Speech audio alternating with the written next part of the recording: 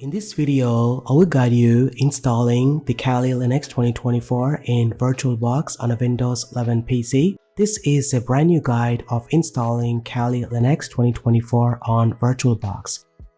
We will be installing the latest version, Kali Linux 2024.3. Watch this video to the end and learn how to install Kali Linux in a VirtualBox on a Windows PC. Now without further ado, let's get started. Since we are installing Kali Linux in a VirtualBox, make sure hardware virtualization is enabled on your PC or laptop. This feature is usually enabled by default, allowing you to run and test any OS in a virtual environment.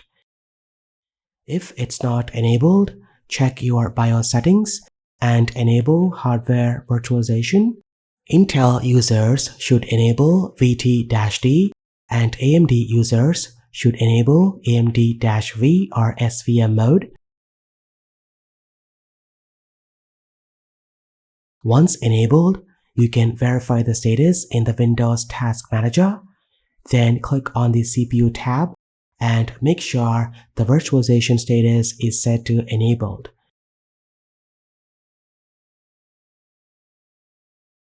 Now before we start, note that we will be installing Kali on top of Windows in isolated environment which doesn't interfere with Windows 11.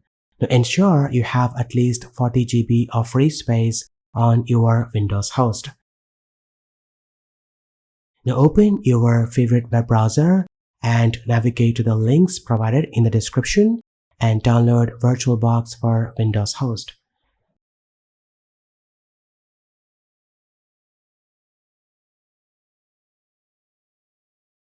Then download the Visual C++ dependency required for VirtualBox to run.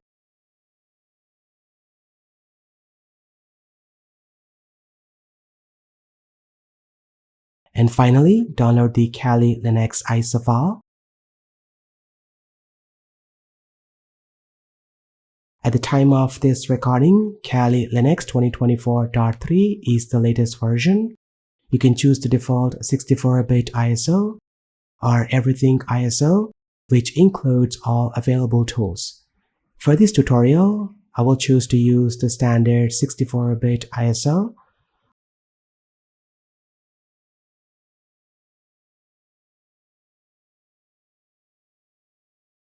Once all files are downloaded, place them on your desktop for easier access.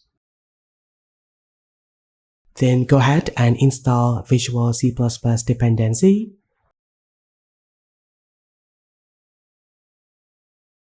Once it's done, go ahead and install VirtualBox and follow the on-screen instructions.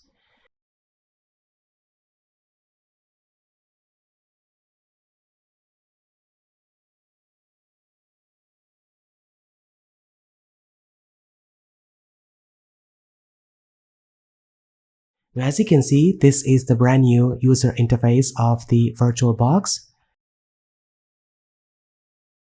We will create a new virtual machine for Kali Linux. Click the New button. Name the virtual machine. Select a storage location for VM files. Choose Linux as the type and Debian for the subtype. Set the version to Debian 64-bit.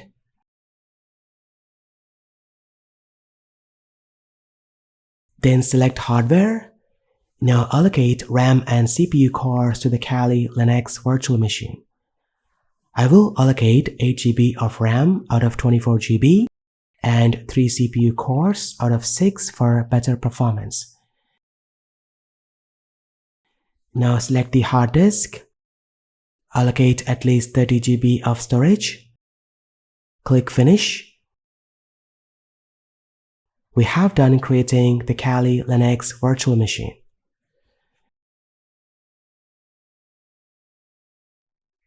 To optimize performance, select the VM, click Settings and switch to Expert mode.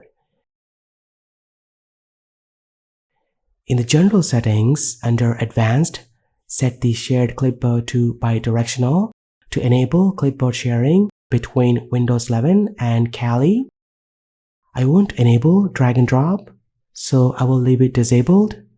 Now select display from the sidebar and increase the video memory to the maximum. Disable 3D acceleration as it may not work properly unless you have a recent NVIDIA GPU. Also, Kali team recommends leaving this disabled. Now go to the storage in the sidebar. Under the IDE controller, click empty. Then select the DVD icon and choose a disk file and import the Kali Linux ISO. Now let's configure networking. You can use the default NAT, but if you want this virtual machine to be accessed from another computer on the network, you can choose bridged adapter. This will give Kali its own IP address, allowing remote sessions via SSH. If you're unsure, leave it as NAT, and that's it, we have configured the virtual machine. It's time to start the VM. To do so, click on the Start button. Then click inside the virtual machine to begin installation. Now keep in mind, when you click inside the virtual machine, the cursor is captured by the guest OS. To release, press the right control key on your keyboard to regain the control of the host OS. Now use the arrow keys to select Graphical Install and press Enter to start the Kali Linux installer.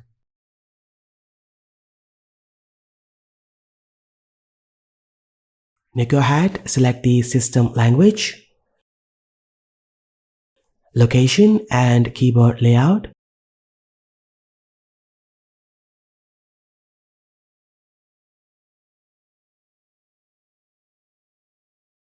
Set Kali as the hostname and click on Continue. For the domain name, leave it as empty. Then create a user account and password.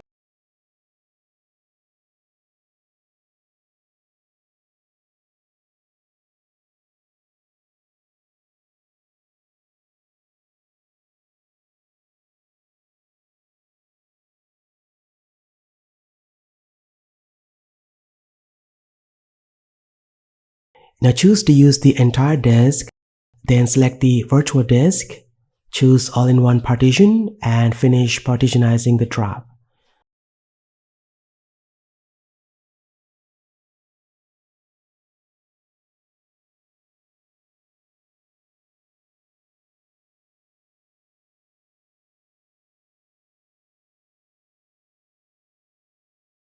After a few minutes, you will see this window to choose the desktop environment. I tried XFCE and GNOME. Both work fine without any issues. If your PC has limited system resources, it's recommended to use XFCE.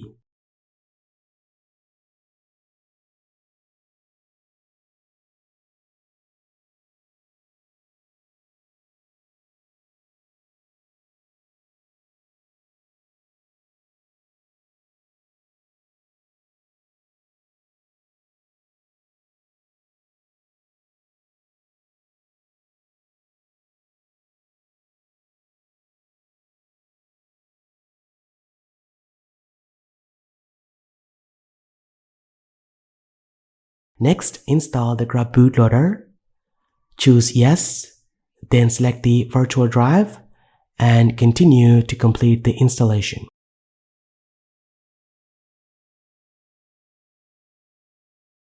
Once it's done, click Continue to reboot.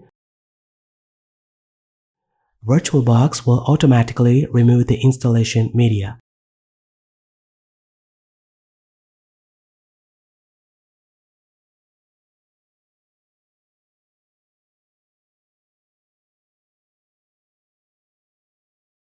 And voila, now you will see the login screen. Go ahead and enter your username and password to log in. Let's go ahead and switch to full screen mode by pressing right control key plus F on your keyboard.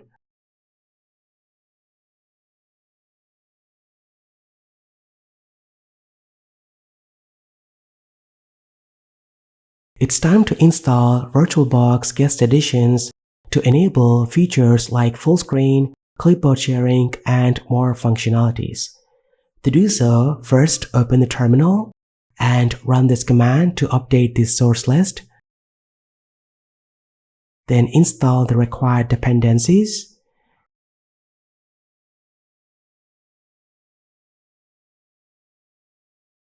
Then type this command to install kernel headers.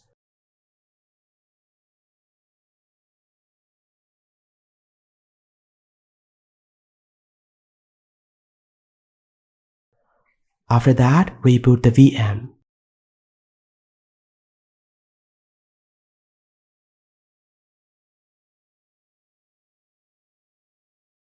Now, using the menu bar, select Devices and choose Insert Guest Editions CD Image.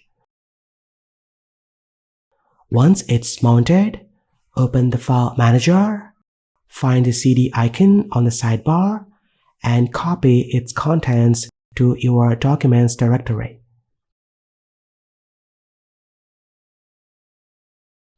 Then open the terminal and navigate to this directory.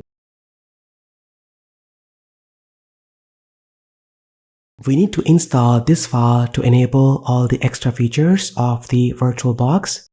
To do so, change the permissions of this file by running this command.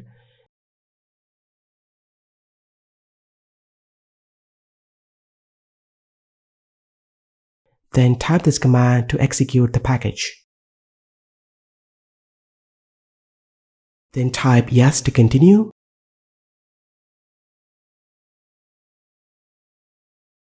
And that's it. Guest Edition support is added to Kali Linux virtual machine.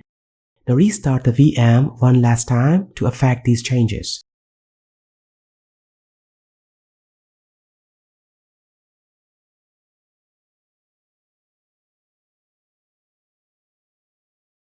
And voila, as you can see, Kali Linux runs super smoothly. This is how you properly install Kali Linux in a VirtualBox on any Windows PC or laptop. Now, if in case you decide to delete the Kali Linux virtual machine, first turn off the VM.